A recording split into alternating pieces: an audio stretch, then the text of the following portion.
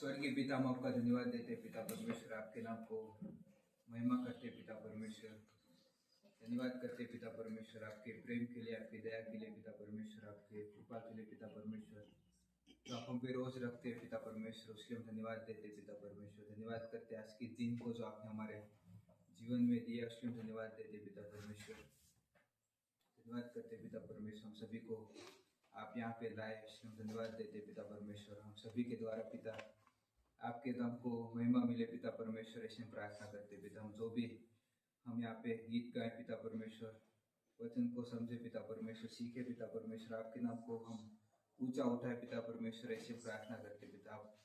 आप महान हो पिता परमेश्वर। धन्यवाद करते पिता परमेश्वर, हम सभी को आपके हाथ में सौंपते पिता परमेश्वर। पिता हम प्रार्थना करते इस समय हम आप ही के पास आते पिता परमेश्वर। हमारी जो भी प्रॉब्लम है, सिचुएशन है पिता, हम सब कुछ साइड पे रखते पिता परमेश्वर। इस समय हम सिर्फ आपके पास आते पिता परमेश्वर, एक संपूर्ण हृदय लेके पिता परमेश्वर, एक मन लेके पिता परमेश्वर, एक सच्चा मन लेके हम आपके पास आते पिता परमेश्वर। आपके नाम को महिमा करते पिता परमेश्वर। धन्यवाद करते पिता, और जितने भी लोग पिता रास्ते में पिता आप उनको खींच लाना पिता परमेश्वर। हम आपकी आराधना करें, संगति करें पिता परमेश्वर, ऐसे हम प्रार्थना करते। धन्यवाद करते पिता, और पास्टर के द्वारा जो भी वचन आएंगे पिता परमेश्वर, हमको सीखने समझने में सहायता करना पिता परमेश्वर, मदद करना, ऐसे हम प्रार्थना करते। धन्यवाद करते पिता, पूरी सभा को आपके हाथ में सौंपते पिता, शुरू से लेकर अंत तक पिता परमेश्वर आप हमारे साथ में रहना, ऐसे हम प्रार्थना करते। धन्यवाद करते, इस प्रार्थना को हम यीशु के नाम से मांगते पिता, आमीन। क्या ही धन्य है वह पुरुष जो उसकी शरण लेता है। ओके, परख कर देखो कितना भला है वो, अच्छा है वो, भला है, उसकी हर एक चीज अच्छा है। तो हमें आज परखना है परमेश्वर, चाखना है, करेक्ट, टेस्ट करना है। तो सच्चे दिल से और आत्मा से भरकर उसकी आराधना करें। आइए प्रार्थना करते हैं। जीवित और पराक्रमी परमेश्वर, सारा आदर सारा गौरव हम तुझे देते प्रभु यीशु। इस समय के लिए, इस दिन के लिए धन्यवाद देते। तू और एक हमें मौका दिया ताकि हम इस धरती पर तेरी महिमा कर सके और तेरे वचन को ग्रहण कर सके। धन्यवाद देते। तू हमें बल दीजिए, तू हमें शक्ति दीजिए पिता, और तेरी अनुग्रह में हमें बढ़ने में मदद करिए। तू कमाल का परमेश्वर है, तू अद्भुत काम करने वाला है। धन्यवाद देते, तेरी महिमा करते, यीशु मसीह के नाम से मांगते, आमीन। यीशु है कमाल का मेरा यीशु है, कमाल का मेरा यीशु है, कमाल का मेरा यीशु है, कमाल का, उसके जैसा कोई नहीं, उसके जैसा कोई नहीं, उसके जैसा कोई नहीं, उसके जैसा कोई नहीं।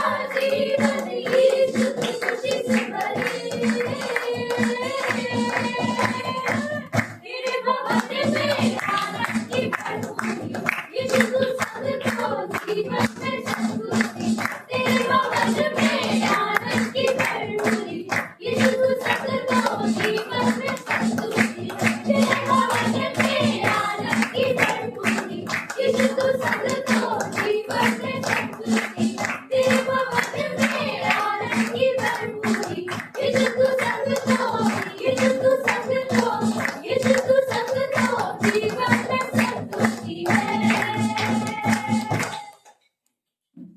हालेलुया। पिता परमेश्वर प्रभु यीशु हम धन्यवाद देते हैं। तू पवित्र है, तू पराक्रमी है, तू प्रेमी है और तू अनुग्रहकारी है। तू विलंब से क्रोध करने वाला परमेश्वर, हर एक लोगों को बचाने के लिए तूने क्रूस पर संपूर्ण किया कार्य। आज जो कोई भी नम्रता पूर्वक तेरे पास आता है पिता, तू उसे क्षमा करता है और नया जीवन देता है। धन्यवाद देते हैं तेरे निकट आनंद की भरपूरी। जो तेरे पास आते हैं प्रभु यीशु, आप उन्हें उद्धार देते हैं, उन्हें आनंद से भर देते, उन्हें शांति देते। इसीलिए प्रभु तेरी महिमा करते हैं। जीवित और पराक्रमी परमेश्वर, सारा आदर सारा महिमा हम तुझे देते हैं। धन्यवाद करते प्रभु यीशु। तेरे नाम में सामर्थ्य है, हर बंधन को तू तोड़ता है। प्रभु यीशु हम धन्यवाद देते हैं। तू हमें बचाए, अपने हाथों को उठाकर तेरी महिमा करते हैं। तू जीवित है, हमारे बीच में मौजूद है। तू अंधों को आंखें देने वाला परमेश्वर है। तू आंधी तूफानों को शांत करने वाला परमेश्वर है। हर एक बंधन में पड़े हुए लोग, उनके बंधन को तोड़कर तू उन्हें बचाता है। प्रभु यीशु, जो भूतग्रस्त है, लोग सताए हुए हैं, भटके हुए हैं, तो सभी को छुड़ाकर शांति, प्रेम और आनंद से भर देता है। धन्यवाद देते प्रभु यीशु, तेरी जय जयकार और महिमा करते। यीशु नाम में सामर्थ्य है, यीशु नाम में सामर्थ्य है, यीशु नाम में सामर्थ्य है। हर बंधन तोड़े, हर बंधन तोड़े, हर बंधन तोड़े, हर बंधन तोड़े, हर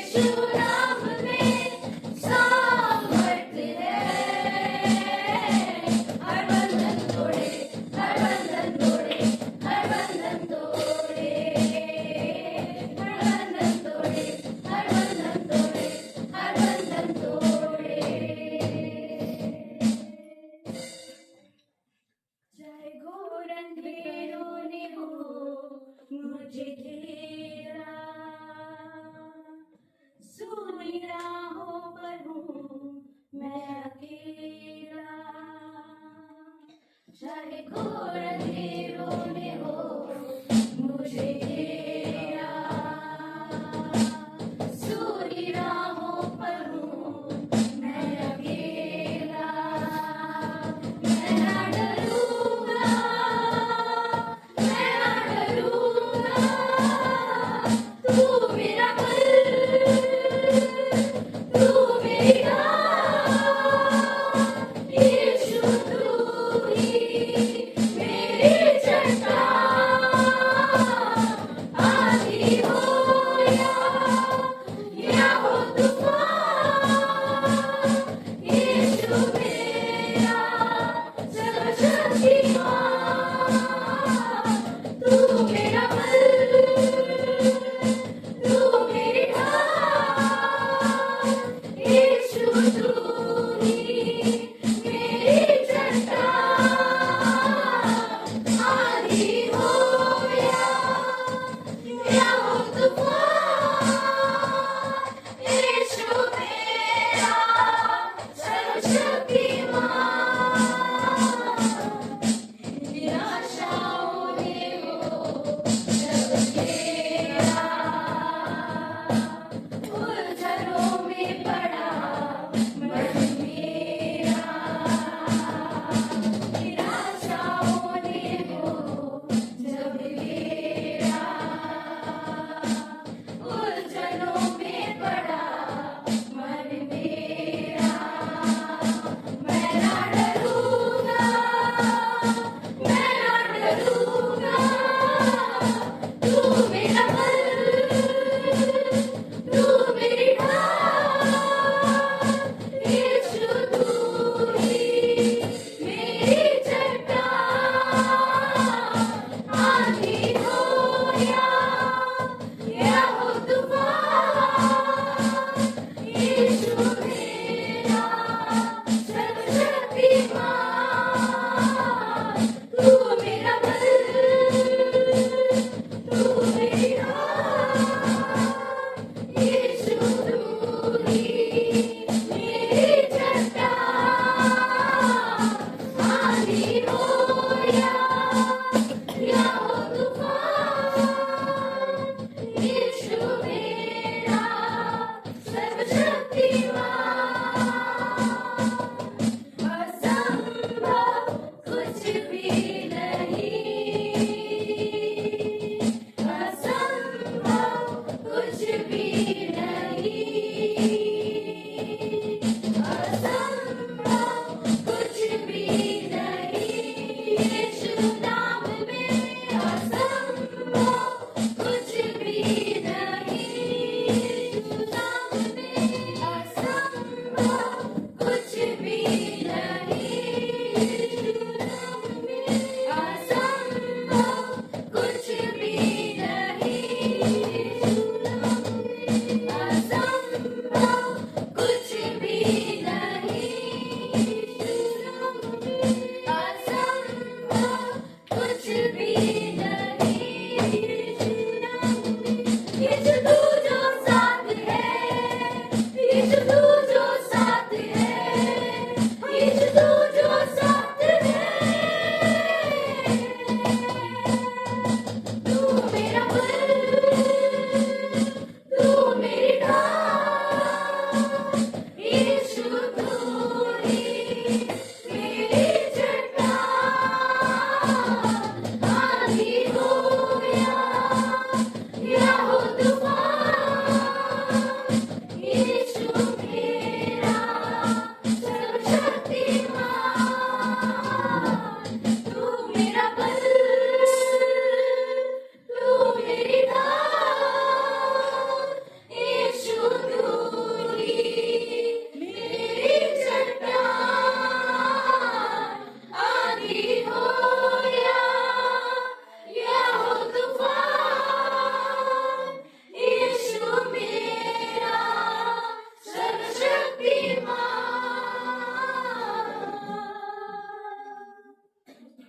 पवित्र महान और सर्वशक्तिमान परमेश्वर पिता हम धन्यवाद देते हैं।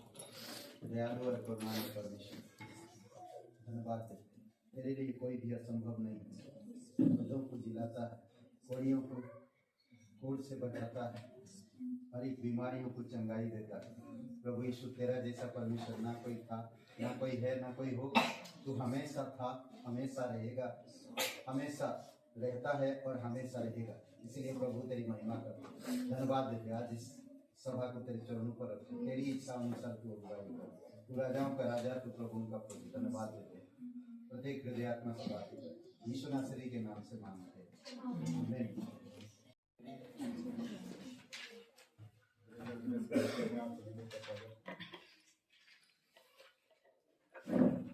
यहाँ पर एक वचन है मत्ती 5:48 वचन। इसलिए चाहिए कि तुम सिद्ध बनो जैसा तुम्हारा स्वर्गीय पिता है। हम सिद्ध कब बनेंगे? जब उसकी आज्ञाओं में चलेंगे, उसके वचनों में, उसकी संगत में उसकी महिमा करेंगे, तभी हम सिद्ध हो पाएंगे। जब हम अपने अंदर बदलाव लाएंगे तभी हम सिद्ध बन सकते हैं। परमेश्वर महान है जो हमारे आपके पापों को लिए। जैसा आप लोग जानते हैं कि रविवार सभा लगती है और सभा के लिए प्रार्थना करें कि परमेश्वर एक बड़े भवन से प्रवेश करें जहाँ पूरी कलीसिया एक साथ होकर उसकी महिमा कर सकें। ये जगह छोटा है, यहाँ पे सारे लोग नहीं आ पा रहे हैं। प्रार्थना में रखिए।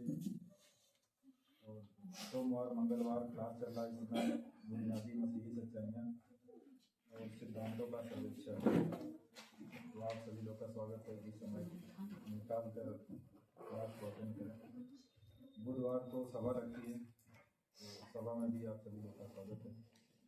आइए और हम सब मिल के परमेश्वर की महिमा करें, क्योंकि जब हम लोग एक साथ मिल के परमेश्वर की आराधना करते हैं तो परमेश्वर हमारी प्रार्थना को सुनता है। जो हम सोचते नहीं उससे कई गुना बढ़ के करने वाला परमेश्वर है। और गुरुवार को उपवास प्रार्थना होती है। बहुत सभी लोग का स्वागत है कि समय उपवास प्रार्थना में जरूर सम्मिलित हैं। शुक्रवार को प्रार्थना सभा भूपेंद्र जी के घर पे होती है, तो आ सकते हैं उनके घर पे। शनिवार को नरसिंहपुर गांव में सभा लगती है, वहाँ के लिए भी प्रार्थना करें। नरसिंहपुर और काका गाँव के लिए अधिक से अधिक लोग परमेश्वर की महिमा के लिए एकत्र हो सकें। और बाइबल स्टडी है रविवार शाम को राकेश और रेवती के घर पे, और गुरुवार को सुबह एस राम और दुर्गावती जी के घर पे, शुक्रवार शाम को भूपेंद्र जी और सपना जी के घर पे। तो आप सब कांटेक्ट करके आ सकते हैं, आप लोग का स्वागत है। साप्ताहिक परिवार है राम प्रसाद नरसिंहपुर से, उनके परिवार के लिए प्रार्थना करें, परमेश्वर इन्हें स्वस्थ रखे, प्रेम शांति और आत्मिकता में बढ़े। साप्ताहिक मिशनरी हैं पास्टर विनोद अमरावती, इनके लिए प्रार्थना करें कि परमेश्वर इन्हें पवित्र आत्मा की इच्छा के अनुसार इन्हें अगुवाई करे, शरीर को स्वस्थ रखे और नए शिष्य बने, कलीसिया बढ़े। साप्ताहिक जन्मदिन आयोजन मार्च अंश और 7 मार्च को संजय, इनके लिए प्रार्थना करें, परमेश्वर इन्हें और स्वस्थ रखें। एक बार जोरदार तालियां हो जाए अंश और संजय के लिए। कुछ नाम है यहाँ पे, इस नाम को आप लोग थोड़ा याद रखें और अपनी प्रार्थना में सम्मिलित करें। प्रीति हैं, रचना जी, इन नामों के लिए प्रार्थना करें कि परमेश्वर इन्हें चंगाई दें। और संतान से आशीषित हों आशा जी, शिल्पी काका गाँव से, उनके लिए प्रार्थना करें कि परमेश्वर इन्हें संतान से ब्लेस करें। क्योंकि जब हम लोग प्रार्थना करते हैं तो परमेश्वर हमारी प्रार्थनाओं को जरूर सुनता है, पर उत्तर देर से आ सकता है, लेकिन वो हमारी प्रार्थनाओं को जरूर सुनता है। आज के लिए इतना ही, धन्यवाद। ओके, तो यहाँ पर जो क्लास है ना, सोमवार मंगलवार गुरुवार 3 दिन का क्लास है। और एक क्लास नहीं है, सिद्धांतों का सर्वेक्षण पार्ट 2 है और सुसमाचार का प्रचार है। यहाँ पर इस प्रचार में जो अनाउंसमेंट हुआ वो सही नहीं है, ठीक है। तो सुसमाचार प्रचार, सुसमाचार गॉस्पेल जिसको कहते हैं, वो क्लास हो रहा है। और सिद्धांतों का सर्वेक्षण पार्ट 2 चल रहा है, ओके। और सोमवार मंगलवार गुरुवार 5 बजे क्लास होती है, ठीक है। और मंगलवार को उपवास प्रार्थना है, तो 7 बजे से लेकर 8 बजे। तो आप अगर आना चाहते हैं तो प्रार्थना में आइए। और कुछ जगहों पर बाइबल स्टडी है, आप अगर ज्वाइन करना चाहते हैं तो ज्वाइन कर सकते हैं। कई बार होता है कि हम लोग आपकी बगल वाले कोई अगर एक्सीडेंट हो गया तो आप ना चाहते हुए भी जाते हैं। तो हम लोग के परमेश्वर में अगर हम एक विश्वासी है तो किसी के घर में अभी सब लोग आ नहीं पाते, आप इनकरेज कर सकते हो, उनको लेकर भी आ सकते हैं उस बाइबल में, और वहाँ पर जब बैठते हैं उस परिवार के साथ, और जो परिवार लेकर आते हैं उनको इनकरेजमेंट मिलता है, प्रोत्साहन मिलता है। तो इसीलिए बहुत ज़रूरी है कि हमें ऐसा करना चाहिए, आना चाहिए, दिन प्रतिदिन हमें बढ़ना चाहिए। ओके। और आज सभा के बाद अगर आप लोगों को अवेलेबल है तो सुरेंद्र और मालती जी एक नया जगह पे वो लोग पैथोलॉजी खोल रहे हैं, तो उनका जहाँ पर खुले थे पहले तो वहाँ पर नहीं चल पाया, तो अभी एक जगह पे खोले हैं। तो आप लोगों को मैं व्हाट्सएप में भेजा है, तो एड्रेस तो आप लोग आ सकते, ग्रुप में अगर हैं तो। यहाँ पर ये औरंगाबाद में है, तो चंद्रा पैथोलॉजी। ओके। तो आप लोग अगर आना चाहते हैं, उद्घाटन के लिए बुला रहे हैं, प्रे के लिए, सभा के बाद अगर आना चाहते हैं तो आप लोग आ सकते हैं। ठीक है, धन्यवाद। और आज कम्युनियन सभा है। कम्युनियन मतलब प्रभुभोज, प्रभुभोज की सभा। प्रभुभोज का मतलब है कि यीशु मसीह जो क्रूस पे जाने से पहले अपने 12 शिष्यों के साथ प्रभुभोज किया था, उसके बारे में समझाया। वही लोग इसको ले सकते हैं। भीड़ को नहीं समझाया था यीशु मसीह, भीड़ के साथ खाना नहीं खाया था, सिर्फ 12 लोग जो थे उनके साथ वो भोजन किए थे और उनके साथ ये खाना खाए थे। और उन्होंने जो रोटी और जो दाखरस, दो चीज़ लिए थे, और उसका प्रतीक है उनका शरीर क्रूस पर बलिदान होगा, और उनका लहू सब पापियों के लिए, जो पीढ़ी था, जो पीढ़ी है, जो पीढ़ी आने वाला है, सब पापियों के लिए खून बहाया जाएगा। और दाखरस का प्रतीक है उनकी पवित्र लहू का, जो हर एक पापी को सिद्ध करता है।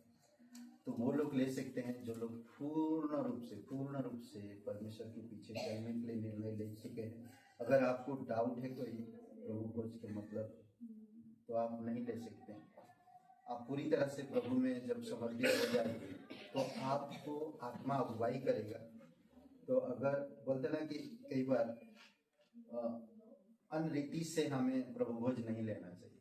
अगर मुझे जानकारी नहीं है तो बगल वाला ले रहा था, चलो मैं भी ले लेता, ऐसा मत करो, इससे ही नहीं। तो मैं आपको समझा रहा हूँ, जब आप पूर्ण रूप से आप इस प्रभु भोज के बारे में जान जाएंगे तो आप ले सकते हैं। और अगर आप जान गए हैं तो अभी आप ले सकते हैं। अगर आप जानते नहीं अभी तो मत लीजिए, क्योंकि प्रभु भोज लेना प्रभु के साथ उसकी क्रूस पर मृत्यु और उसकी पुनरुत्थान पर भागीदार है। समझ रहे? तो आइए हम सच्चे मन से शांतिपूर्वक प्रे करते हैं और फिर प्रभु भोज की आयोजन में भाग लेते हैं।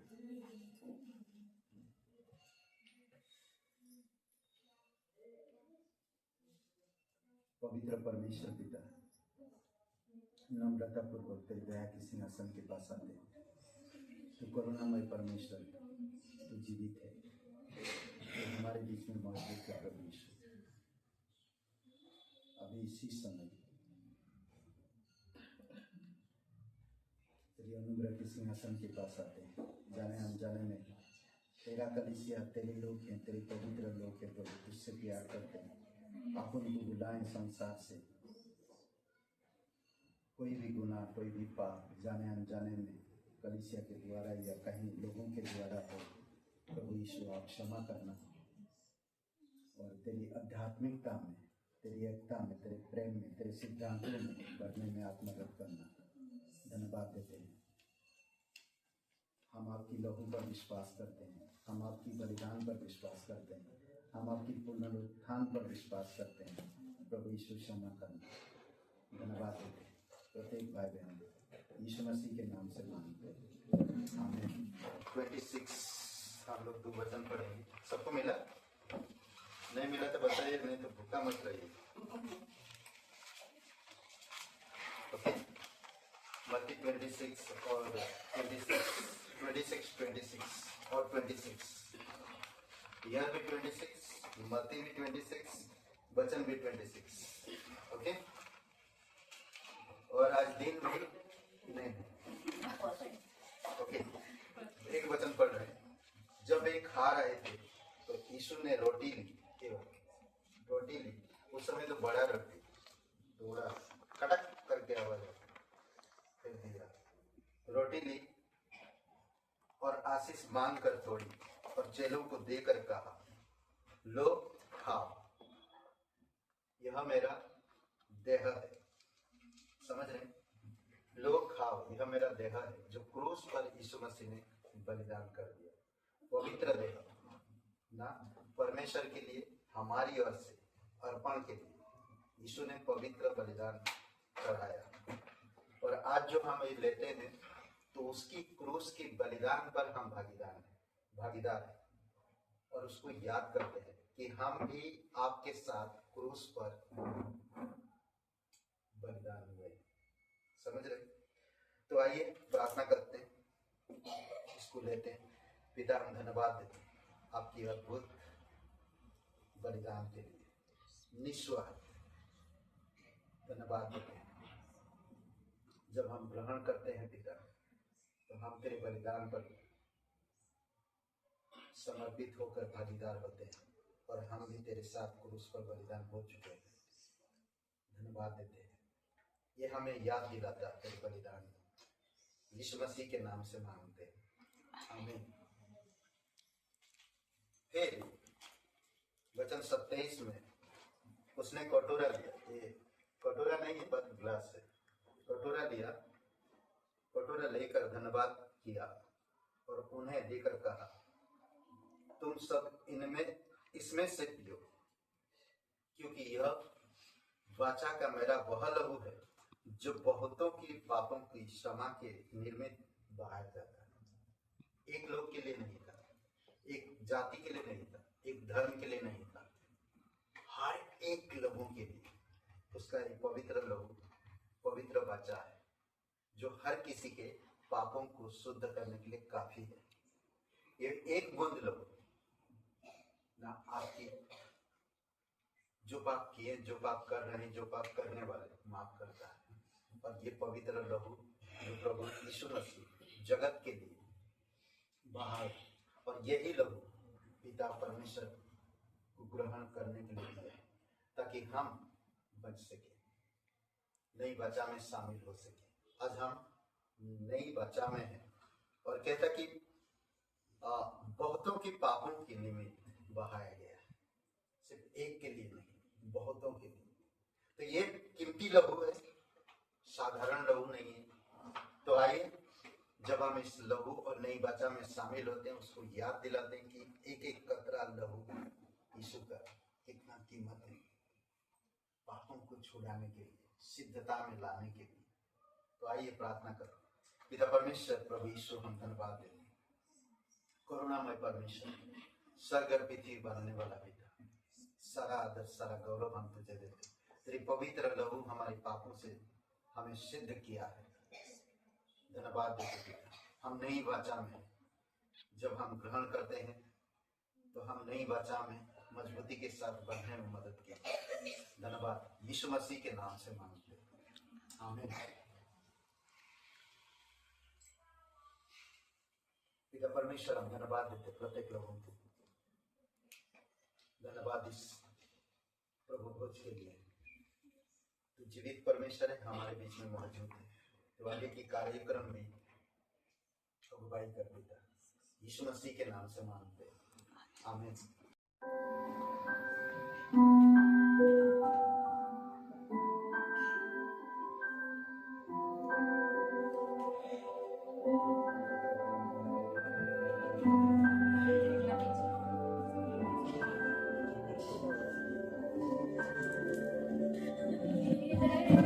पे आया हूँ मैं, फरियाद लाया हूँ मैं,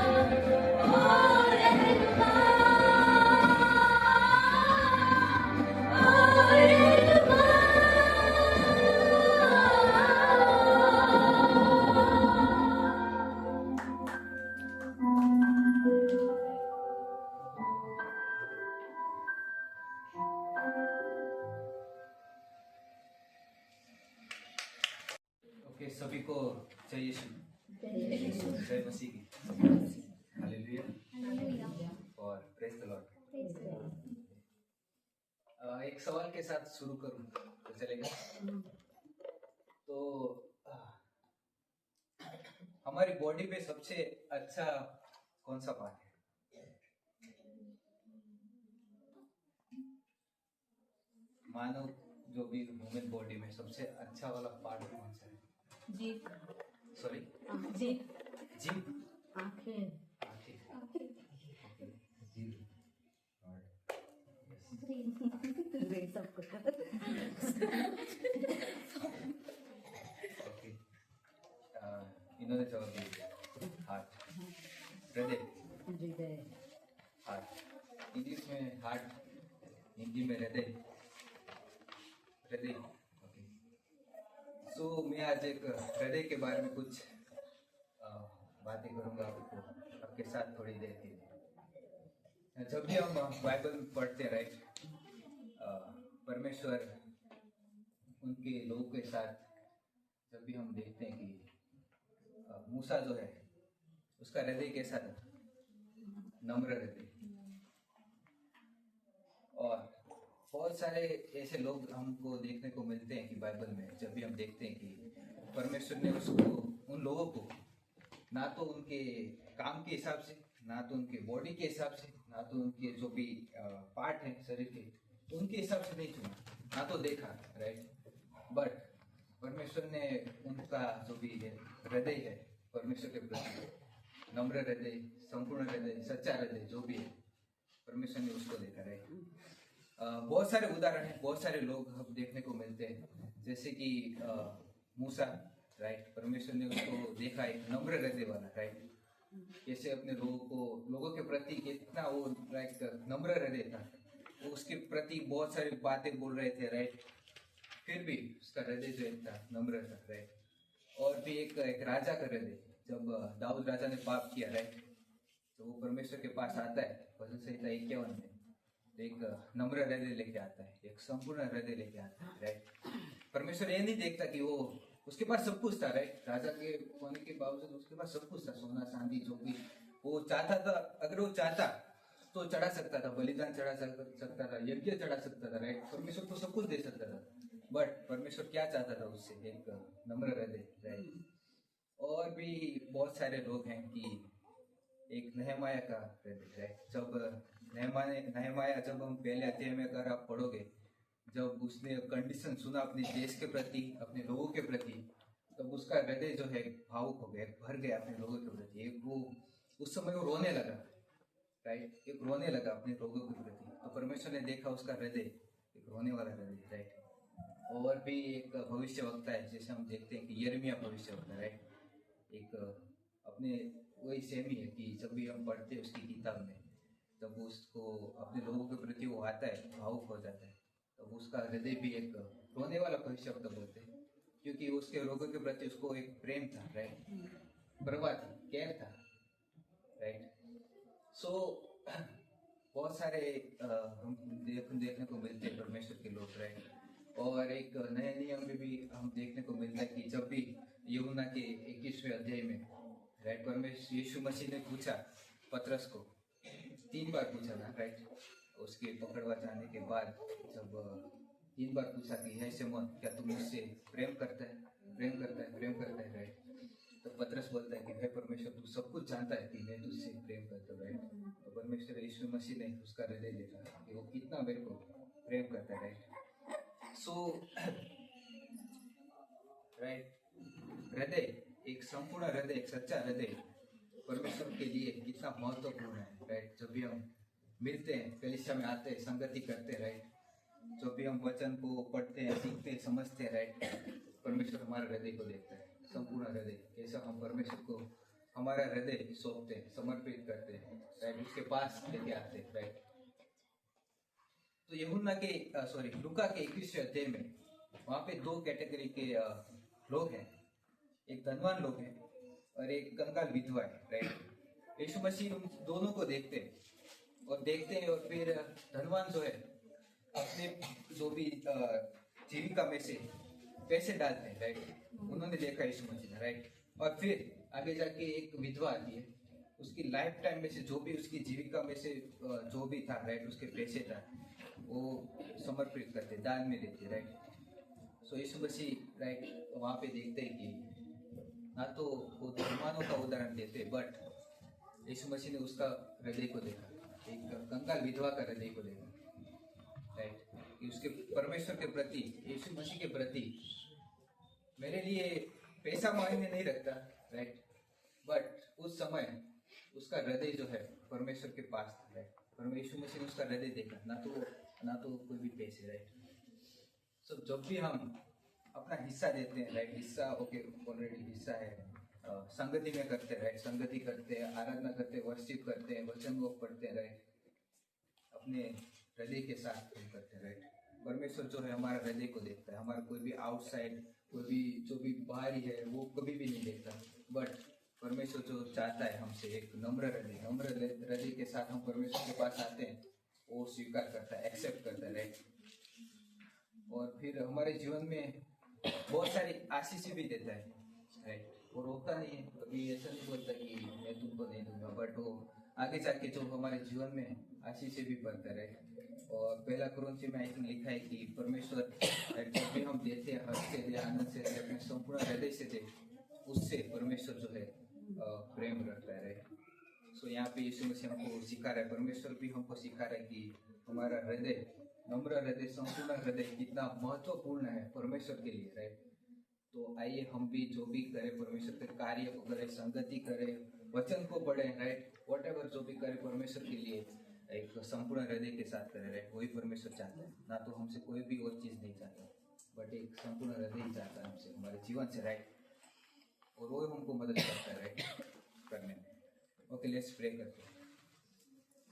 धन्यवाद करते पिता परमेश्वर, आपके नाम को महिमा करते पिता परमेश्वर, धन्यवाद करते पिता जो आप हमारे हृदय को देखते पिता परमेश्वर, धन्यवाद करते पिता परमेश्वर।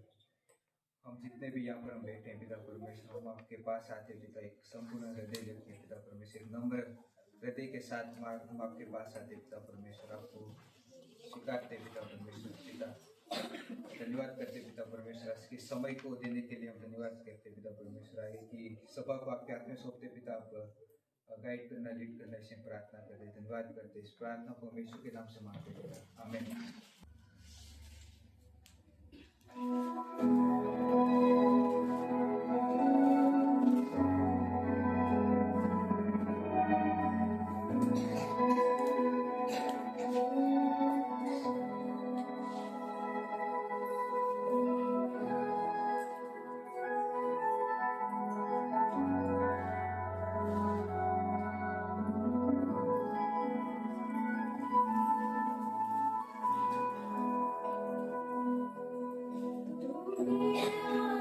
राजा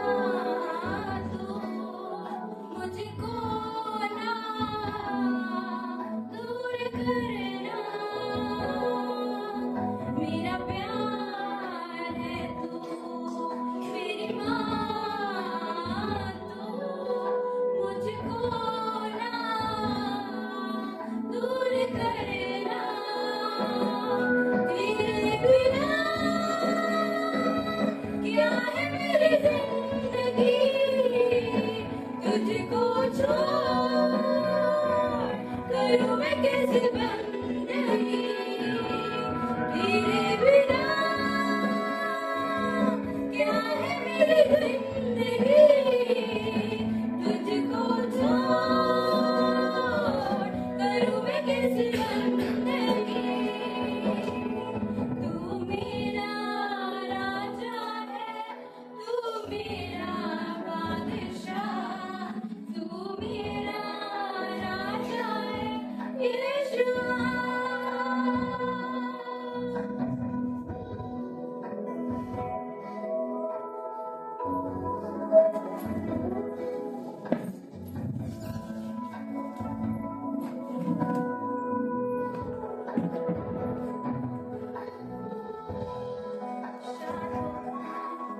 मैंने तुझको दिया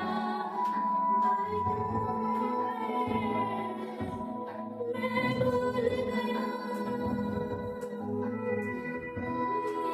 शादों का मैंने तुझको दिया वादे कर कर मैं भूल गया हमेशा धोखा मैंने तुझको दिया वादे कर कर मैं भूल गया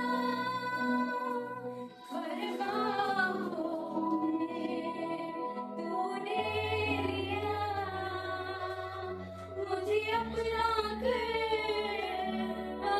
किया तेरा मेरा ये रिश्ता अनोखा थोड़ी सी भी टूटे कभी ना तेरा मेरा ये रिश्ता अनोखा थोड़ी सी भी टूटे कभी ना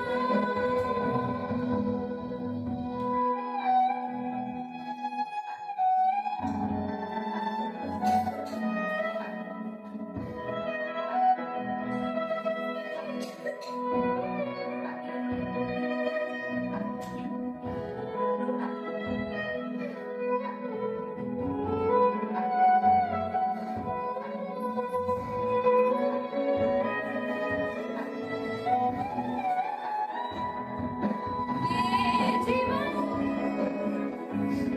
तेरे कामों को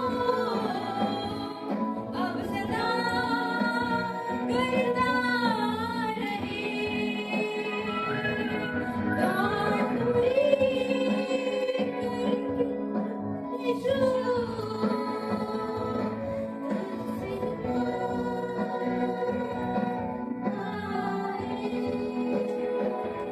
तू मेरा राजा है तू मेरा बादशाह तू मेरा राजा है यीशुआ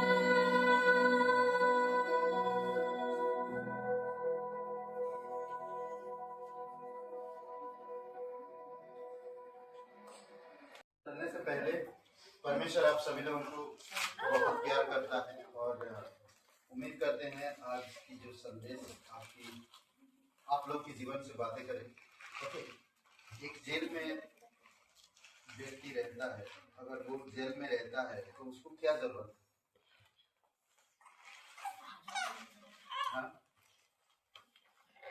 अगर एक जेल में है व्यक्ति तो उसको क्या जरूरत पड़ेगी?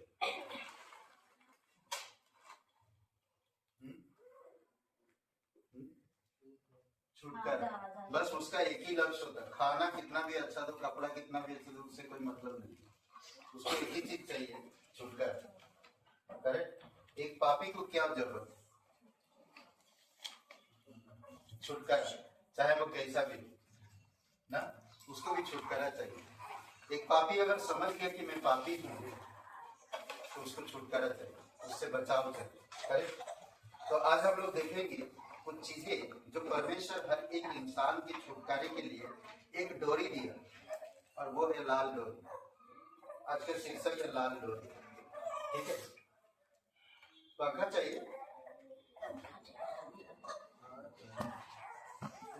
चला इधर पे चला इधर कोना साइड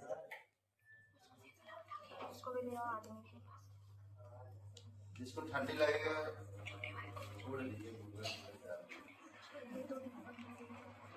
बंद करना बंद करो। ठंडी लग रही नहीं लग रही ओके। अरे ये भी आ गया ओके।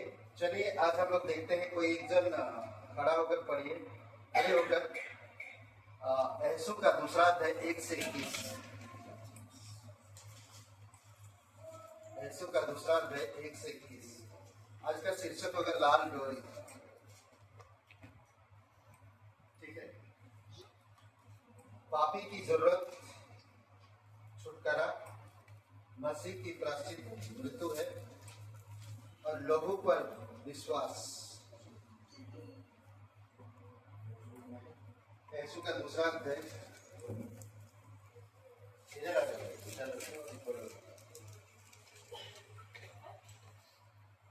सब लोग पहुंचे यीशु के दूसरा अध्याय और वचन 1 से लेकर 21 तक।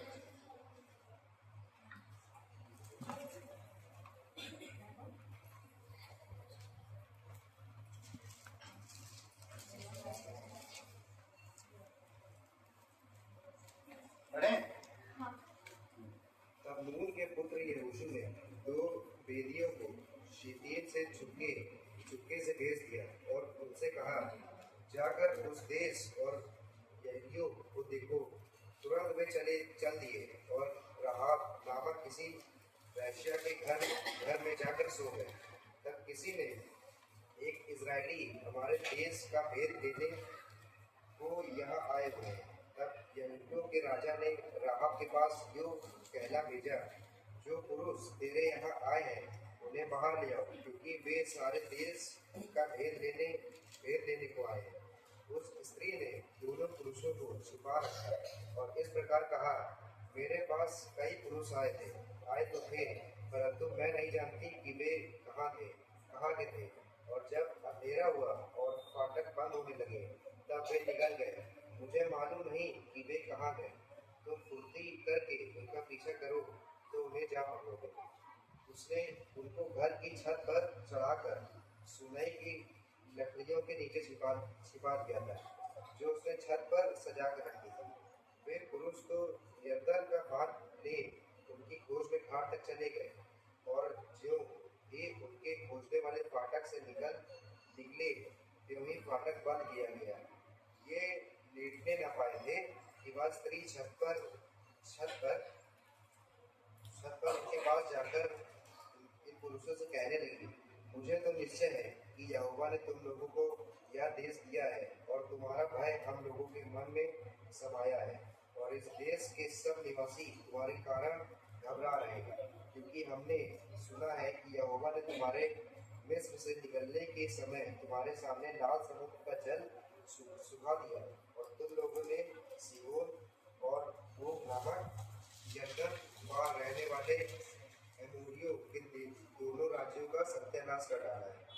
और यह सुनते ही हमारा मन पिघल गया और तुम्हारे कारण किसी के जी ना रहा, क्योंकि तुम्हारा परमेश्वर यहोवा ऊपर के आकाश का और नीचे की पृथ्वी का परमेश्वर है। अब मैंने जो तुम पर दया की है, इसलिए मुझसे यहोवा की शपथ खाओ कि तुम भी मेरे पिता के घराने पर दया करोगे, और इसका सच्चा चिन्ह मुझे दो कि तुम मेरे माता पिता, भाइयों और बहनों को और जो कुछ उनका है उन सबों को भी जीवित रख छोड़ो, और हम सबों का प्राण मरने से बचाओगे। तब उन पुरुषों ने उससे कहा, यदि तू हमारी यह बात किसी पर प्रकट ना करे तो तुम्हारे प्राण के बदले हमारा प्राण जाए, और जब यहोवा हमको यह देश देगा तब हम तेरे साथ कृपा और सच्चाई से बर्ताव करेंगे। तब राहाब, जिसका घर शहरपनाह पर बना था और वह वहीं रहती थी, उसने उनको खिड़की से रस्सी के बल उतार के नगर के बाहर कर दिया, और उसने उनसे कहा, पहाड़ को चले जाओ, ऐसा ना हो कि खोजने वाले तुमको पाएं, इसलिए जब तक तुम्हारे खोजने वाले लौट आए तब तक अर्थात 3 दिन वहीं छिपे रहने। उसके बाद अपना मान लेना। उन्होंने उससे कहा, जो शपथ तूने हमें दिलाई है उसके विषय में हम तो निर्दोष रहेंगे।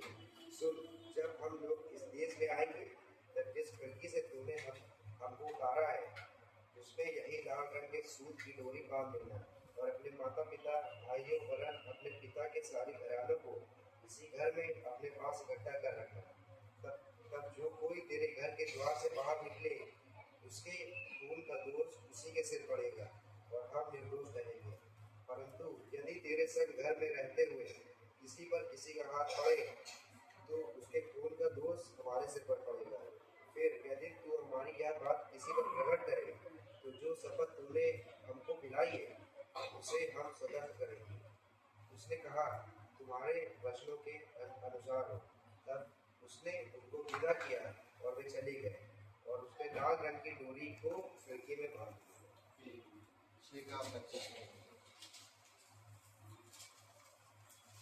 अध्याय के 25 वचन। और यहोशू ने राहाब वेश्या और उसके पिता के घराने को वरन उसके सब लोगों को जीवित छोड़ दिया और आज तक उसका वंश इस्राएलियों के बीच में रहता है, क्योंकि जो दूत यहोशू ने यहूदियों का भेद लेने को भेजे थे उनको उसने छुपा रखा था। पिता परमेश्वर प्रभु यीशु से हम धन्यवाद देते हैं, आपकी स्तुति महिमा करते हैं। दयालु और करुणामय परमेश्वर, सारा आदर सारा महिमा आपको हमारे हृदय से, हमारे जीवन से आप बातें करना पिता। हम बात करना चाहते हैं, आपसे लेना चाहते हैं, आपसे ग्रहण करना चाहते हैं। आपकी प्रेम, आपकी शांति, आपकी अनुग्रह, आपकी दया, ये सब चीज़ें दिए हमें, और इन चीज़ों को हमें समझने की समझ देना परमेश्वर। धन्यवाद यीशु मसीह के नाम से मांगते हैं, आमीन। ओके, तो ठीक है, आप लोग पंखा चाहिए? नहीं चाहिए? सब लोग को नहीं चाहिए, बच्चे लोग को चाहिए।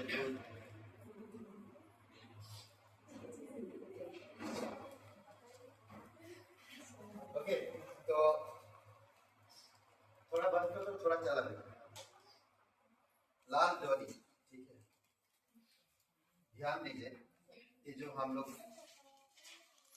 कहानी सुने, आज पढ़े, आज देखें, आप लोग पहले कभी पढ़े हैं कहानी? पढ़े हैं? पढ़े हैं? तो फिर नया कहानी बता।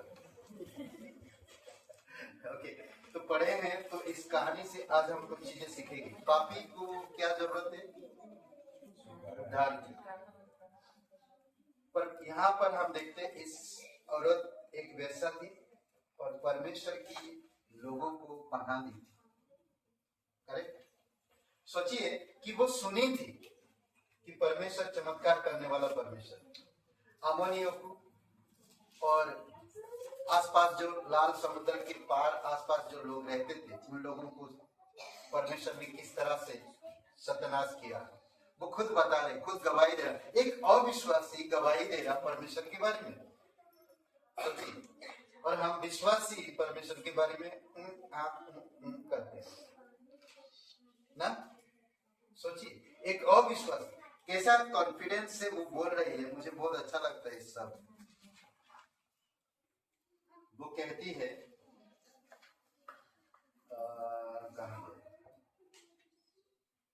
समुद्र, लाल समुद्र, क्योंकि 10 वचन, क्योंकि हमने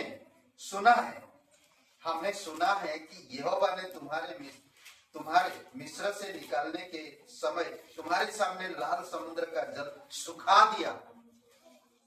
वाह, हालेलुया। सोचिए कि अविश्वासी जानती नहीं है और एक पापी स्त्री परमेश्वर के बारे में गवाही दे रही और बता रहा और सुखा दिया। और तुम लोगों ने सियन और ओग नामक ईर्दन पार रहने वाले अमरियों के दोनों राजाओं का सत्यानाश कर डाला। और यह सुनते ही हमारा मन पिघल गया। सोचिए, ये सुनते ही वो औरत कहती कि मेरा मन पिघल गया। ये सुनते ही मैं पूरी तरह से बदल गया, मैं पूरी तरह से परमेश्वर का हो गया उस दिन से, पूर्ण रूप से। सोचिए, ये सुनते ही ऐसा कौन कर सकता है? एरियो में बहुत सारे देवी देवता है। जानते हैं लूका का 10वां अध्याय में यरूशलेम से कोई एरियो को जा रहा, पहुंच नहीं पाया। यरीहो एक ऐसा जगह है जो विश्वासियों को या अविश्वासियों का गढ़ है। विश्वासियों को लेकर अपने बिजनेस में फंसा सकता है और कहते हैं कि वो संसार का और इस दुनिया का प्रतीक है एरियो। और यरूशलेम परमेश्वर का स्थान, रोटी का घर है और परमेश्वर में हमें रोटी मिलता है। कौन सी रोटी? आध्यात्मिक रोटी। परमेश्वर ने कहा मत्ती के 4:4 में, यीशु मसीह ने कहा मनुष्य रोटी से जिंदा नहीं रहता। हम कहाँ रोटी ढूंढते हैं? संसार में। कौन सी रोटी ढूंढते हैं? पेट भरने की। समझ रहे हैं? हम संसार में ढूंढते हैं रोटी, वो रोटी खाकर एक दिन हम मर जाएंगे, उसको पचा भी लेंगे और मर भी जाएंगे। पर आध्यात्मिक रोटी आप खोजो। और ये औरत उस रोटी से खुश नहीं थी, संसार की रोटी से। यरीहो में उसका घर था, सोचिए। और वो सुनी थी परमेश्वर कितना अद्भुत काम किया। फिर कहता है हमारा मन पिघल गया और तुम्हारे कारण किसी जी में जी ना रहा, क्योंकि तुम्हारा परमेश्वर यहोवा ऊपर के आकाश और नीचे की पृथ्वी का परमेश्वर है। अब मैं जो तुम पर दया की है, इसीलिए मुझसे यहोवा की शपथ खाओ कि तुम भी मेरे पिता के घराने पर दया करोगे और मुझे एक सच्चा चिन्ह दोगे। सबसे पहला पापी की जरूरत है एक चिन्ह। एक पापी इंसान को चिन्ह की जरूरत है, एक निशान की जरूरत है, एक चमत्कार की जरूरत है हर एक इंसान को। आज इस संसार में बहुत सारे लोग, हर कोई पापी है और पापी लोगों को एक चिन्ह की जरूरत है। और जब आपकी प्रार्थना उनकी कमजोरियों के लिए प्रार्थना करता है तो उनको एक चिन्ह के रूप में प्रकट होता है। कई बार सालों साल वो बीमार है, सालों साल कई सारे जगह पर जा चुके, वो पैसा गवा चुके, जो भी कमा रहे बीमारी में जा रहा है। पर आपका परमेश्वर के प्रति जो प्रेम और परमेश्वर के प्रति जो दया, परमेश्वर की प्रेम लेकर जब जाते हैं और उनके लिए प्रार्थना करते हैं तो वो बीमारी ठीक हो जाता है और उनको चिन्ह के दर पे आपको दिखाई देता, उनको दिखाई देता और फिर वो कंटिन्यू आते हैं। सोचिए, ये एक वैसा औरत है। मुझे मालूम है तुम्हारा परमेश्वर पर, मैं विश्वास करती हूँ, मैं सुना है, मैं उस समय से मेरा दिल पिघल गया। परमेश्वर के प्रति मेरा दिल मन है, मैं विश्वास करता हूँ। सोचिए, और फिर कहता कि मैं तो तुमको बचा लूंगा और दया करके मैं बचा लूंगा। सोचिए, एक वैसा औरत की क्या खोज थी? कोई भी पुरुष आए तो उसे पैसा मिलेगा उनसे, पर इन लोगों के दया दिखाई उसने, क्योंकि परमेश्वर का भय था उसके अंदर। भले वो पापी नहीं है, भले वो लोगों की नजर में बहुत गंदी औरत है, पर परमेश्वर की नजर में वो एक विश्वासी है। सोचिए, ऐसे सोच सकते हैं कि इस औरत का नाम परमेश्वर कितना ऊंचा किया। लूका के 7वां अध्याय में उस औरत का नाम, एक वैसा औरत का नाम पूरे बाइबल में जिक्र है। जहां कहीं भी लोग सुसमाचार खोलेंगे उस औरत के बारे में जिक्र करेंगे, लोग बातें करेंगे, लोग स्मरण करेंगे लोग। सोचिए, रूत एक अन्य जाति की औरत थी और परमेश्वर उसको शिरोमणि बनाया। जिस खेत में वो बीनती थी धान गेहूं, उस खेत की मालकिन हो गई थी। सोचिए, जो लड़का भेड़ बकरियों को चराता था वो एक दिन राजा बन गया इजराइल का, दाऊद राजा। सोचिए, परमेश्वर आपकी कमजोरी को नहीं देखता, आपको देखता, आपके हृदय को देखता है ना। अभी जैसे प्रिंस ने कहा, परमेश्वर हमारे शरीर में सबसे इंपॉर्टेंट पार्ट है और वो है दिल। परमेश्वर दिल को देखता है, आपकी काम को नहीं, आपकी शरीर में क्या पहने हो, क्या खा के आए हो, आपका चरित्र कैसा है, आपका स्वभाव कैसा है, उससे कोई मतलब नहीं परमेश्वर को। पर आपका दिल से मतलब है। सोचिए, और परमेश्वर भी कैसा बनाया ना दिल को, हाँ? क्या सेफ दिया है, किधर है क्या सेफ। सोचिए, और वो दिल से आज लोग दिल मिलाते हैं ना, क्या क्या नाम देते हैं, नहीं अद्भुत है। सोचिए, तो मेरे जाने मन बोलते हैं, जानू मानू क्या क्या नाम रखते हैं, नहीं anyway, भाई संजय भाई आप लोग ठीक हो ना, मैं अलग कर दिया ना, तो चिंतित नहीं है, दुखी हो रहे हैं, अलग अलग कर दिए, ठीक है ना। आप ठीक हो, आप ठीक हो, सही है। चलो भाई मैं बच गया। ओके, तो सबसे पहले एक पापी की जरूरत है एक सच्चा चिन्ह। वो दुखी है, वो निराश है, वो परेशान है, वो कहीं से तो आस्था रख रहा है, कहीं ना कहीं से ठीक हो जाए ना। और आप और मेरे पास परमेश्वर की दया है, और हम उस दया लेकर जाते हैं और उनके लिए दुआ करते हैं, और वो परमेश्वर सुनता है। सोचिए, कई सारे आपके जीवन में कई सारे चिन्ह दिखाया परमेश्वर नहीं। यहाँ पर लक्ष्मी है, बीमार रहते थे पहले, प्रार्थना के द्वारा वो ठीक हुए, दवाई हट गई, अद्भुत चिन्ह था।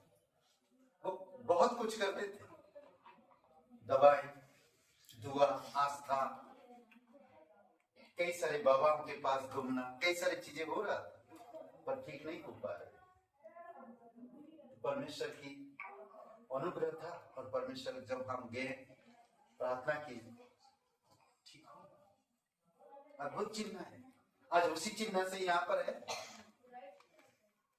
सोचिए, परमेश्वर जो काम करता है उसकी गवाही ये दे रही है और बता रही। तो वो लोगों ने कहा, सबसे पहली बात एक चिन्ह की जरूरत है। वचन 12 में तो वो कहती है, 12 वचन में, अब मैंने तुम पर दया किया है। आप सुनिए, देखिए क्या कह रहा, अब मैं तुम्हारे घर आया, अब तुमको आना पड़ेगा, करेक्ट ना।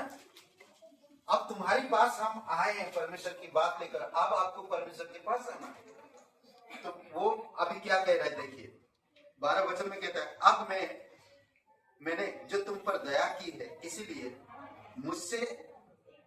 मुझसे यहोवा की शपथ का कि तुम भी मेरे पिता के घराने पर दया करो, और इसका सच्चा चिन्ह मुझे दो। एक चिन्ह दो मुझे।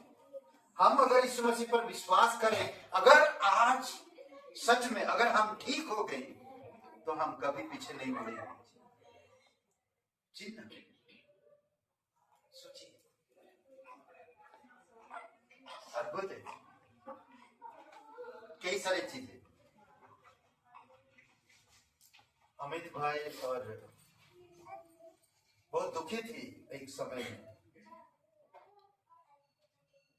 नहीं बताएंगे, टेंशन मतलब।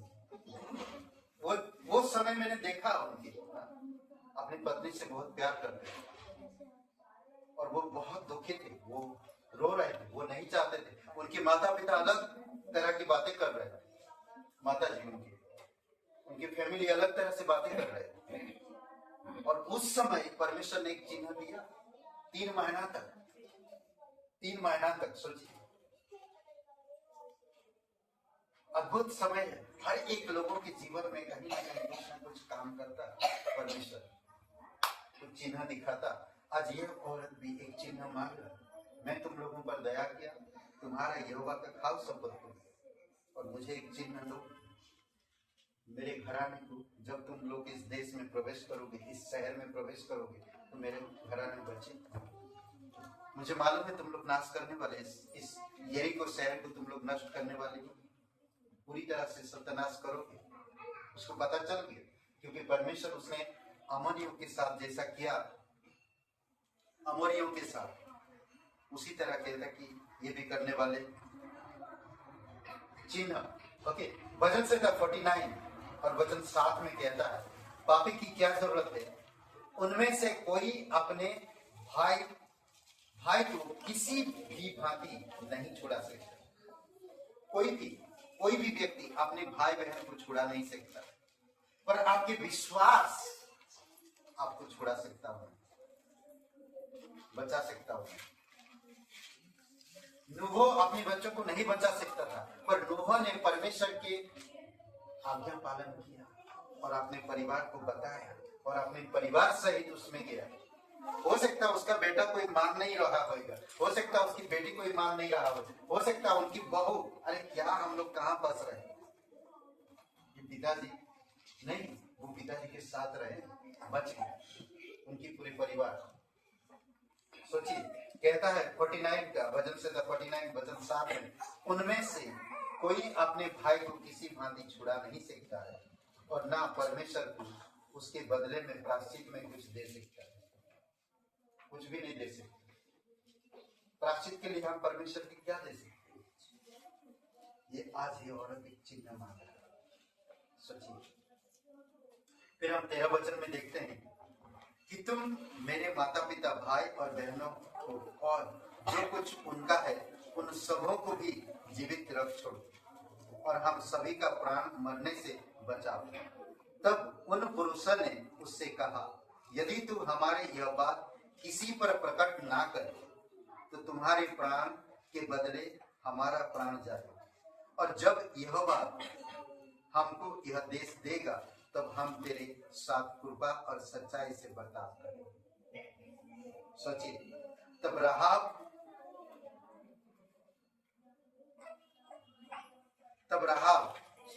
जिसका घर शहरपना पर बना था, 15 वचन में, वह वही रहती थी। उसने उनको खिड़की से रस्सी के बल उतार के नगर के बाहर कर दिया और उसने उनसे कहा, पहाड़ को चले जाओ, ऐसा ना हो कि खोजने वाले तुमको पाए, इसलिए जब तुम्हारे खोजने वाले लौट ना आए तब तक, अर्थात 3 दिन वहीं छिपे रहना, इसके बाद अपना मार्ग लेना। उन्होंने उससे कहा, जो शपथ तूने हमको खिलाई है उसके विषय में हम तो निर्दोष रहेंगे। सुन, जब हम लोग इस देश में आएंगे तब जिस खिड़की से तूने हमको उतारा है उसमें यही लाल रंग के सूत की डोरी बांध देना और अपने माता पिता भाई वरन अपने पिता के सारे घराने को इसी घर में अपने पास इकट्ठा कर रखना। वो लोग भी गया, वादा किया। सोचिए, वादा करने के बाद हम लोग देखते हैं कि लाल डोरी ये परमेश्वर यीशु मसीह की मृत्यु का प्रतीक है, प्रायश्चित का, क्रूस पर जो यीशु मसीह बलिदान होगा उसका। ओके, यीशु मसीह कहता वचन से 22 और वचन 26 में,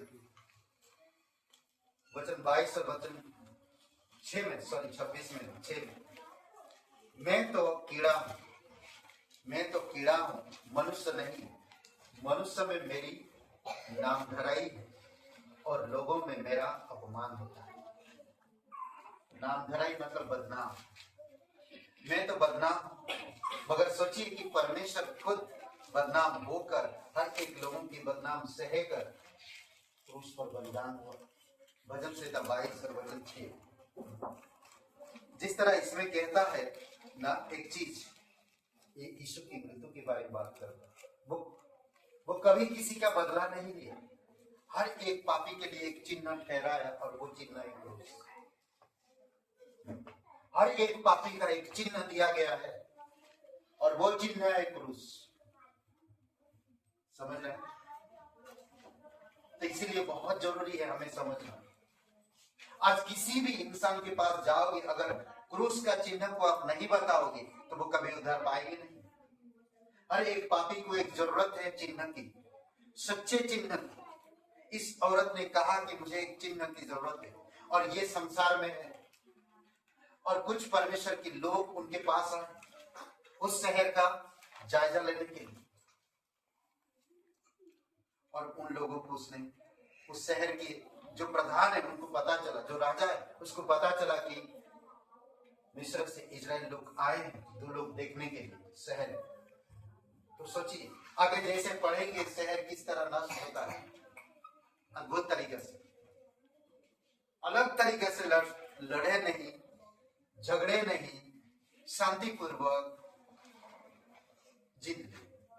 सोचिए कई बार आप लड़ते हो, झगड़ते हो, चिल्लाते हो, क्या बोलते, गुराते हो ना, कई सारी चीजें करते हैं, हाथ उठा देते भी कई बार।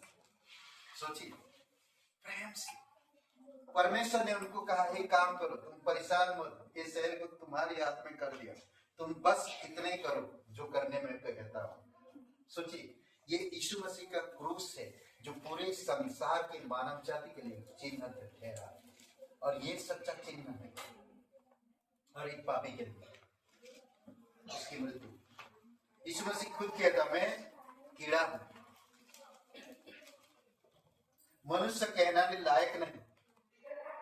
सोचिए थोड़ी समय के लिए मनुष्य में मेरी नामधराई है और लोगों में मेरा अपमान होता है। और हम देखते हैं यीशु मसीह को कितना अपमान सा, कितने लोग बदनाम किए उसके। सोचिए आप और मुझे भी बदनाम करेंगे पाप के कारण। ये औरत भी बदनाम थी, कोई उसको पसंद नहीं करता, परमेश्वर उसको पसंद किया, परमेश्वर ने उसको छुड़ाया, परमेश्वर ने उसको बचाया। अद्भुत है ना। हर एक इंसान से जब संसार ठुकरा देता है तो परमेश्वर उसको शिरोमणि बनाता है। सोचिए पाप, हर एक पापी को परमेश्वर प्यार करता है, बचाना चाहता है। कई बार हम चिन्ह लेकर जाते हैं, लोग ठुकरा देते हैं। समझ रहे, यीशु मसीह का नाम धराई हुई, कहते हैं कि समझे नहीं लोग उसको, कोई नहीं समझ पाया, कोई भी नहीं। अपने लोगों के पास आया पर कोई भी उसको समझ नहीं पाया। सोचिए फिर हम देखते हैं उसमें एक बात भी है, खिड़की 13-15 वचन में, तब राहाब जिसका घर शहरपनाह पर बना था और वह वहीं रहती थी, उसने उनको खिड़की से रस्सी के बल उतार के नगर के बाहर कर दिया। तू मेरा बल, तू मेरा घर,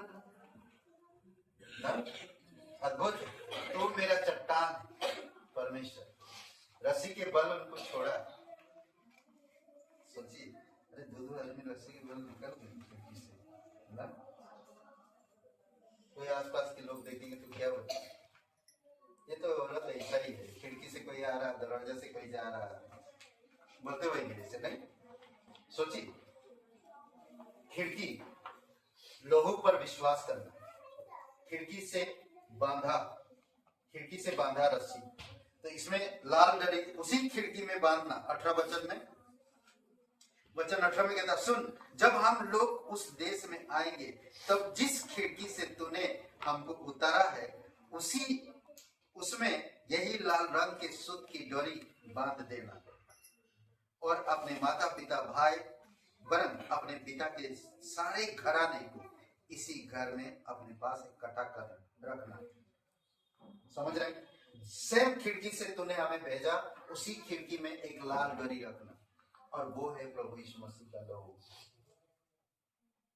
जहां पर लहू है वहां मृत्यु नहीं है। समझ रहे, सेम यही चीज इजराइल में भी हुआ। मिस्र से जब लेकर आया अपने लोगों को, जहां पर मेमने का लहू था, जिस दरवाजा पर मौत का साया वहां से गुजर गया, किसी को पहलौठा मरा नहीं, पर जिसके घर पे वो लहू नहीं था वहां पर पहलौठा, चाहे वो जानवर का हो, चाहे वो इंसान का हो, चाहे वो किसी भी चीज का हो, मर गया। कहते कि उस समय मिस्र में लाशों से भर गया, हर घर में मृत्यु थी, पर जिसके घर में लहू था मौत की साया नहीं था। सेम आज यही बात कर रहा, लाल रंग की डोरी लहू का प्रतीक है, और ये सारे यरीहो की शहर में किसी भी घर में ये डोरी नहीं था। केवल राहाब वेश्या के घर में ये डोरी था। जब इजराइल लोग प्रवेश किए तो उस घर को छोड़ दिए, तोड़े नहीं, जलाए नहीं। उसमें जितने भी लोग थे वो सब बच गए, जीवित। अद्भुत है ना? हालेलुया। आज आपके घर में लाल डोरी है और वो है क्रूस। जरूरी नहीं कि क्रूस आप बाहर टंगा के रखो, नहीं। कई बार हम लोग आज क्रूस टांग के रखते बाहर, अरे एक तो क्रिश्चियन है, हटाओ इनको, पथरवा करो इनके ऊपर। नहीं, आपके दिल में है वो लाल डोरी, वो परमेश्वर देखता है। समझ रहे हैं? हम भी उस राहाब की तरह थे। परमेश्वर ने आपके पास आया, प्रकाशित वाक्य 3:20, द्वार खटखटाया, कोई भी हो, आपने खोला, सुना सुसमाचार, यीशु जो बताया उस पर यकीन किया तो आप बच गए। आज आने वाली पीढ़ी में जितने भी आपकी बच्चे, संतान, वंश बढ़ेगा, वो बचेंगे, वो बचेगी। जो पिछले बीत गया वो नहीं बचेगा, आगे जितने भी आएंगे बचेंगे। नहीं मालूम कितने तक, पता नहीं हमें। समझ रहे? एक खिड़की। ओके, रोमियो का कैसे इसमें बात करता देखिए।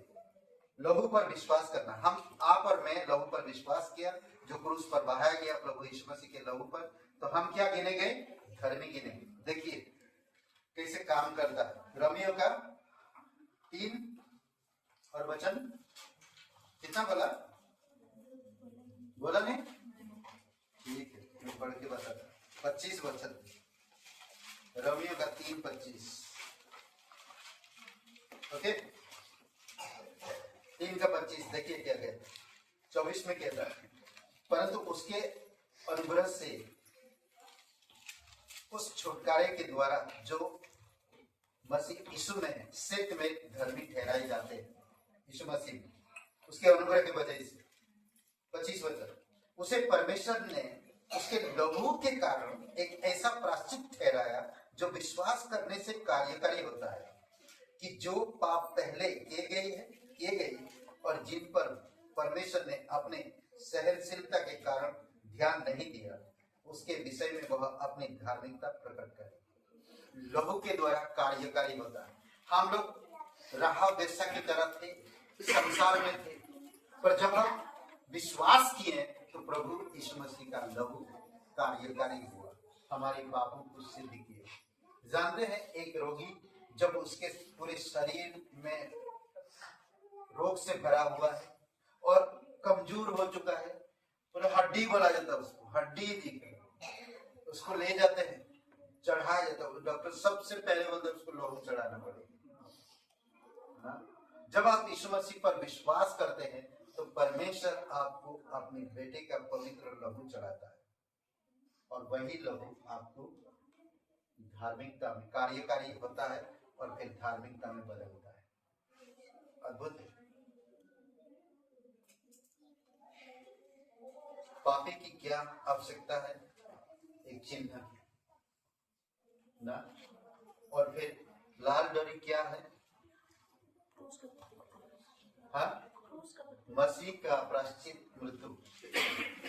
खिड़की क्या है? लहू पर विश्वास।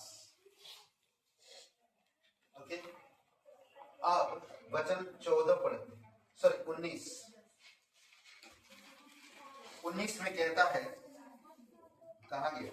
ऐसु का दूसरा अध्याय वचन 19। मिला कोई जोर से पढ़िए। तब जो कोई तेरे घर के द्वार से बाहर निकले, उसके खून का दोष उसी के सिर पड़ेगा और हम निर्दोष ठहरेंगे। परंतु यदि तेरे संग घर में रहते हुए किसी पर किसी के हाथ पड़े, तो उसके खून का दोष हमारे सिर पर पड़ेगा। ओके, इतना बढ़िया ये बातें हैं ना। वचन की प्रतिज्ञा दी है उन्होंने, वचन की प्रतिज्ञा दी, ये परमेश्वर का आश्वासन दिए। आप और मेरे पास भी परमेश्वर की आश्वासन है। ओके, इब्रानी का किताब पढ़िए, इब्रानी का 6वां अध्याय,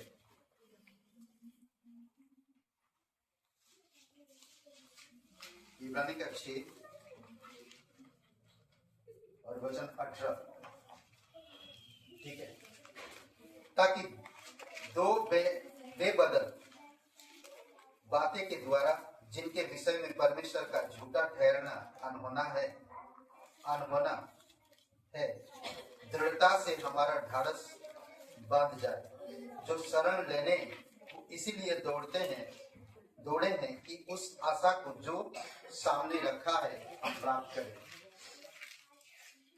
रखी हुई है प्राप्त करें। वह आशा हमारे प्राण के लिए ऐसा एक लंगर है जो स्थिर और दृढ़ है और पर्दे के भीतर तक पहुंचता है। समझ रहे? आज आपको मुझे और कुछ करने की जरूरत नहीं है, ये प्रतिज्ञा पर टिके रहने की जरूरत है ना। उसने उससे क्या कहा कि तेरे इस घर से कोई बाहर ना जाए। उस समय अगर कोई बाहर गया और वो मर गया तो उसकी जिम्मेदारी हम नहीं। आज भी परमेश्वर कहता अगर आपको उद्धार दिया है तो उद्धार हो मत ना, बाहर जाकर अपनी जब आत्मिक जीवन को नष्ट मत करो। परमेश्वर पे भरोसा करो, परमेश्वर आपसे प्यार करता, परमेश्वर आपको जानता है ना। दूसरी बात, प्रतिज्ञा की परिपूर्णता। ओके, सुरक्षित वचन 20। फिर यदि तू हमारी यह बात किसी पर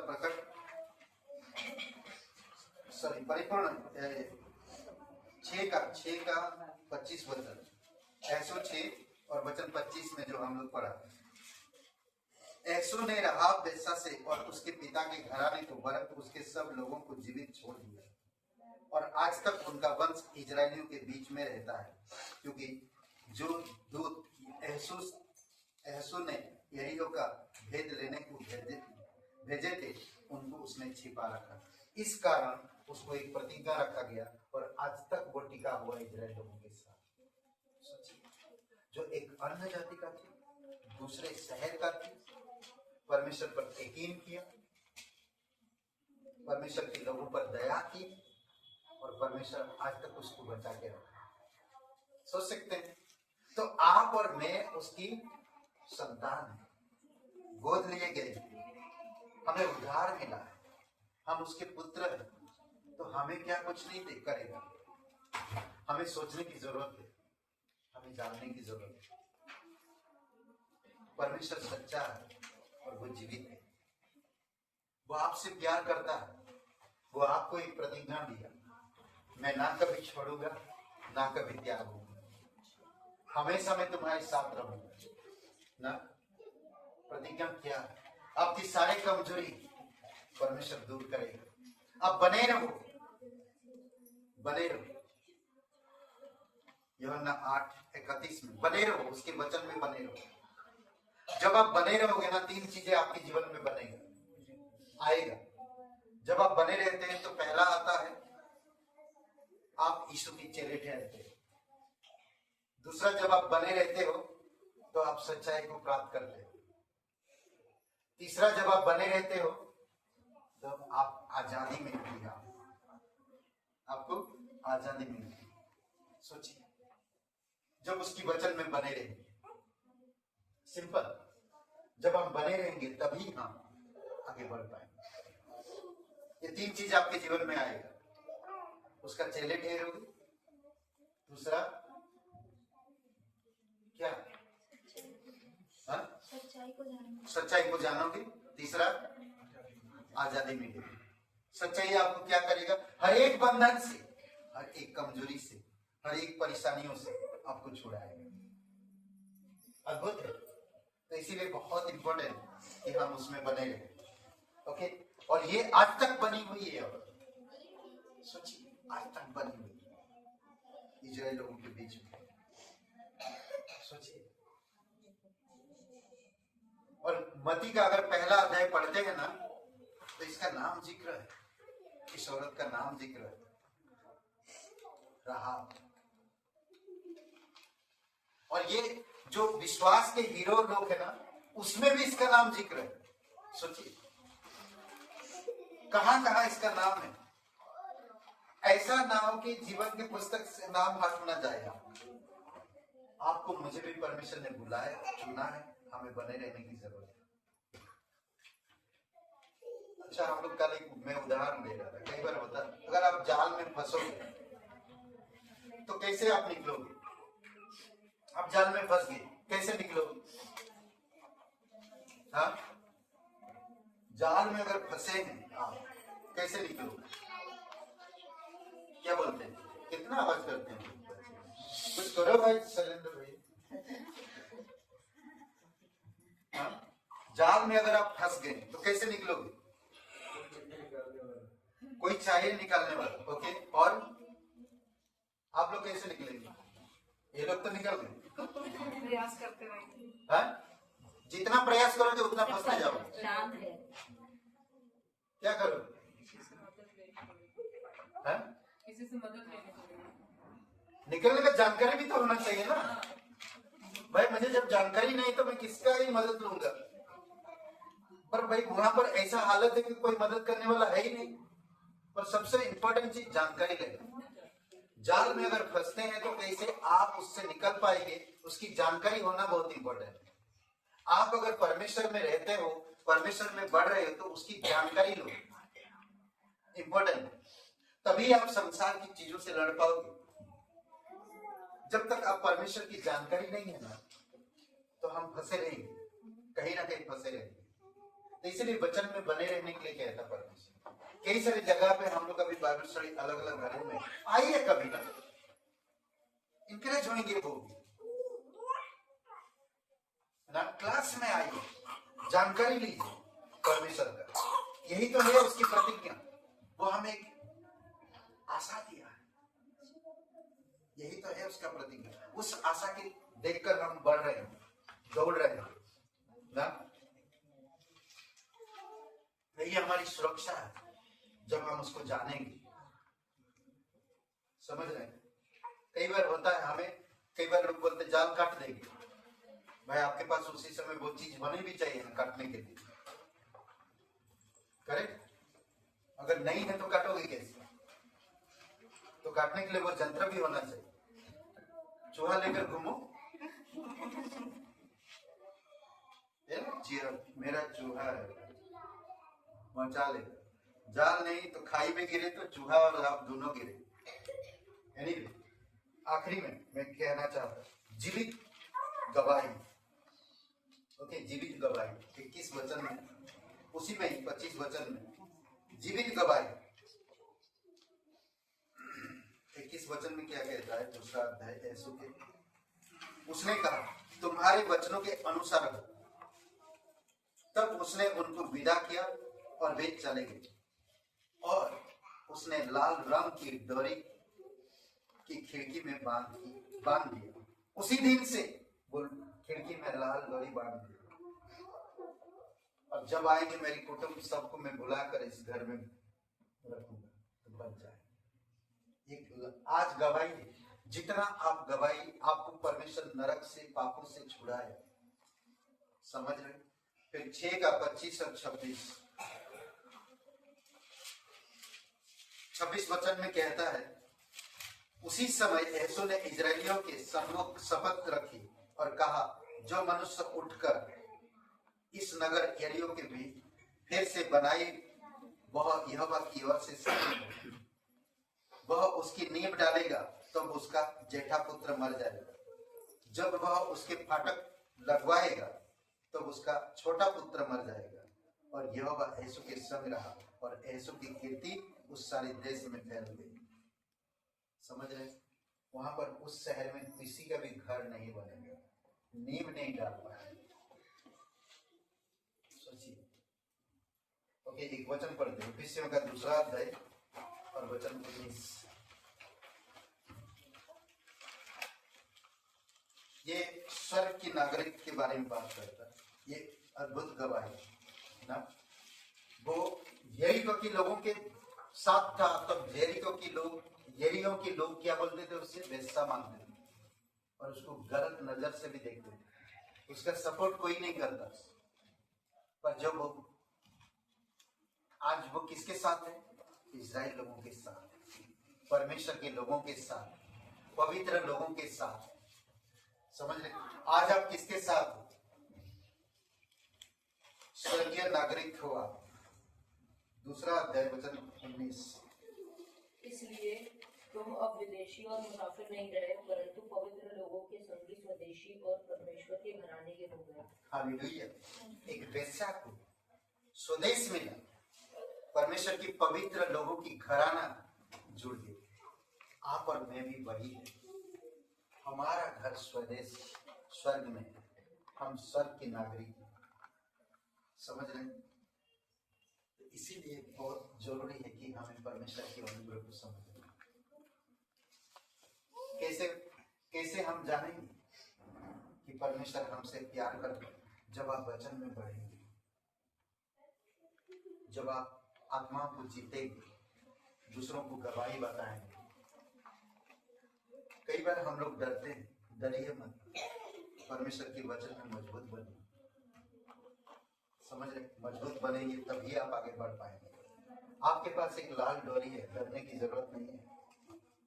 शैतान क्या देखता जानते हैं? यीशु की लहू आपके साथ है। परमेश्वर क्या देखता आपको जानते हैं? यीशु की लहू आपके साथ है।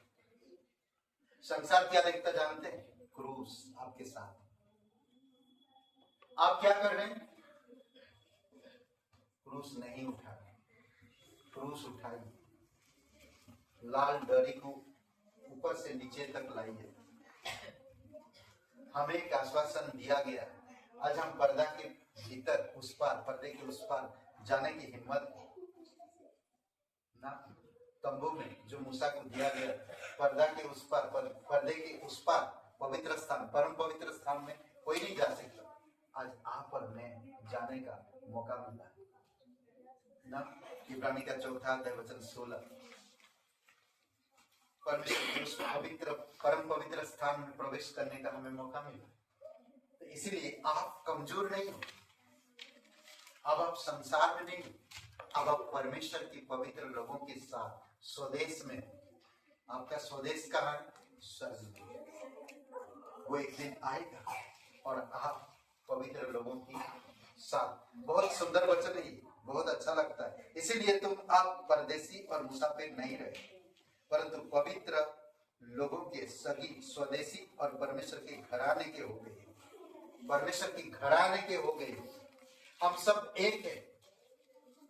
हम सब एक।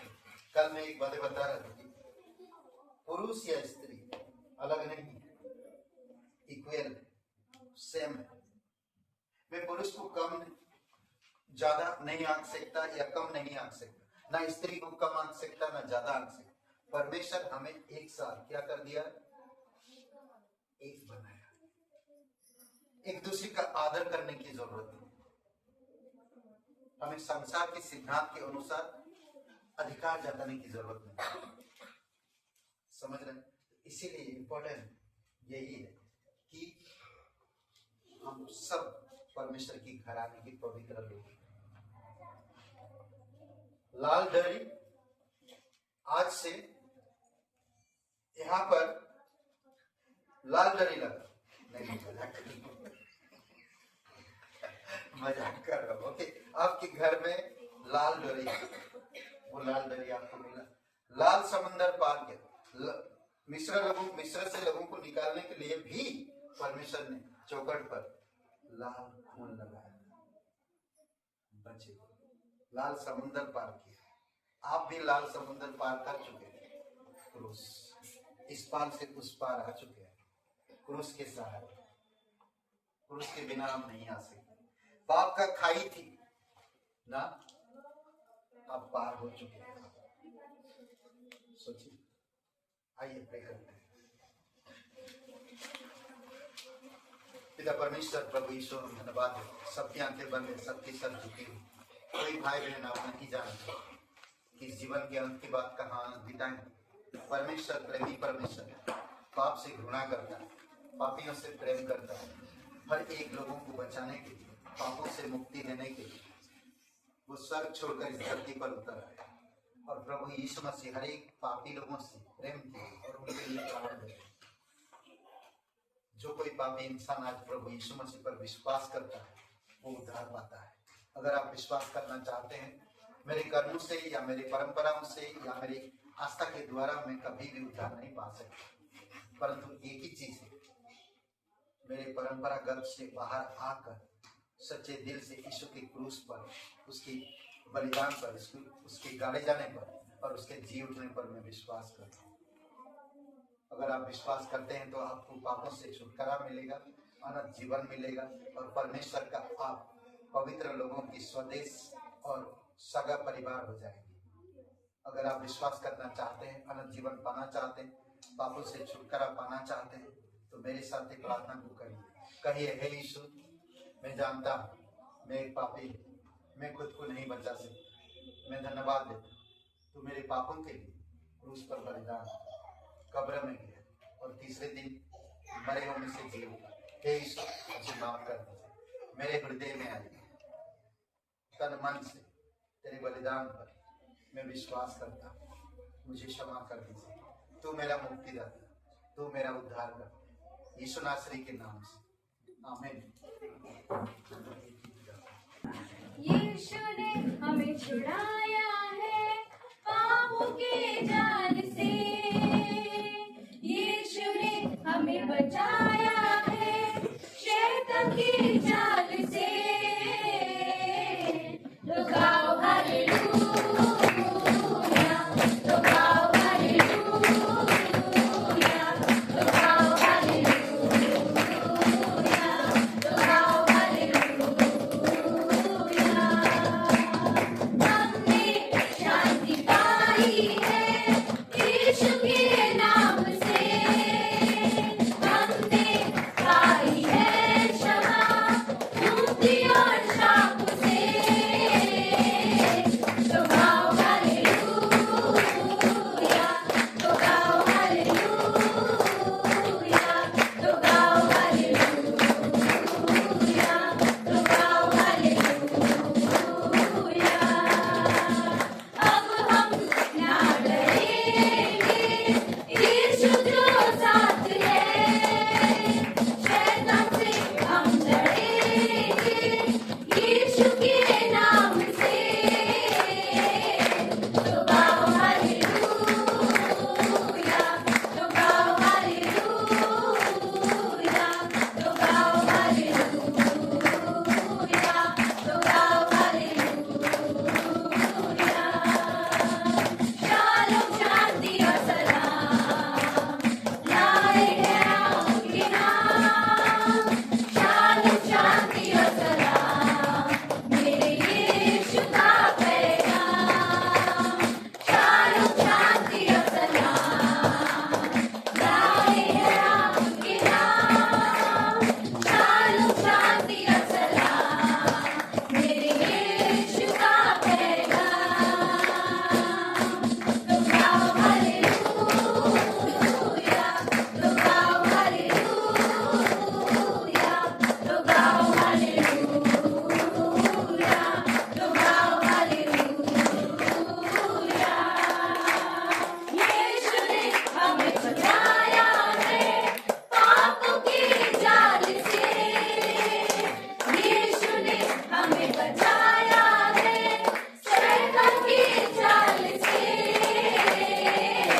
तो गाओ हालेलुया, तो गाओ हालेलुया, तो गाओ हालेलुया, तो गाओ हालेलुया, तो गाओ हालेलुया, तो गाओ हालेलुया, तो गाओ हालेलुया, तो गाओ हालेलुया। हालेलुया। पिता परमेश्वर प्रभु यीशु, हम धन्यवाद देते हैं, तेरी महिमा करते पिता, तू हमें नरक से, शैतान से, मृत्यु से छुड़ाया है, हमें एक आश्वासन दिया है, हमें एक आशा दिया है, तू हमारी रक्षा करता है, हमें हर एक बंधनों से छुड़ाता है। प्रभु यीशु, धन्यवाद देते हैं, जो तेरे वचन में बने रहते हैं, जो तेरे चमत्कारों को ध्यान रखते हैं, जो तेरे कार्यों को भूलते नहीं। प्रभु यीशु, आप उन्हें गवाह के तौर पर इस्तेमाल कर तेरे राज्य के लिए, तेरी महिमा के लिए। पिता, इस चर्च के लिए हम प्रार्थना करते, एक हॉल ऐसा मिले प्रभु यीशु, जो सब लोग इकट्ठा हो सके प्रभु यीशु।